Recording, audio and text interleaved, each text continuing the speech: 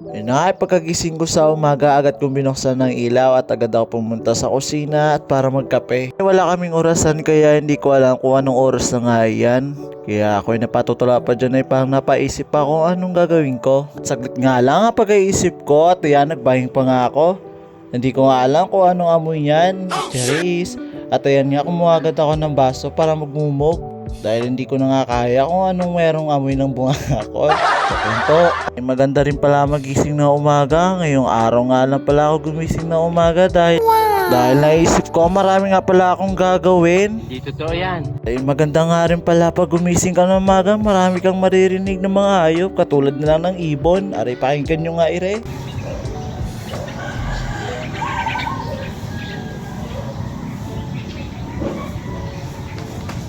Sabi ko nga, napakaganda nga ng tunawin. Dami kang maririnig na hayop. Katulad niya, may nakikita ba kayo sa harap ng hayop? Kung nga alam kung anong hayop yan. At ayun nga, napapaisip ako dyan kung anong gagawin ko. Kung magwawalis nga ba ako o magtitingin na lang. Napakaraming kalat at busy nga naman. Kaya naman, sinimulan ko na magwalis dito. At maya maya susunugin ko rin tong kalat na to. Pero pakitang tao lang yan. Dahil nga may video, kaya napahawak ako ng walis. Pawalis-walis lang, kunwari lang.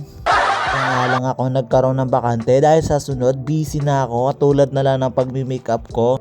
Kaya wala talaga akong sinasayang na araw. Nga sa sunod na araw, sunod-sunod na ang event. Dami kong sinasabi, hala sige linis ka lang muna. Alam kung basura nga ang minawalis ko o lupa. Nga naka-video, kunwari masipag.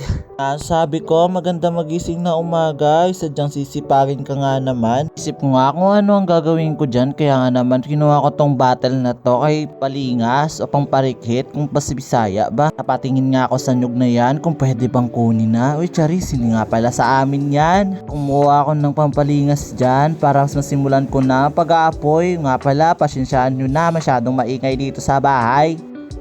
Sinimulan ko magsunog. Yan, pati bahay susunugin ko na. Uy, tatanong nyo nga, hindi nga ako galit kasi nga gigil na ako. Hindi ko nga alam kung ano nasusunod kong gagawin.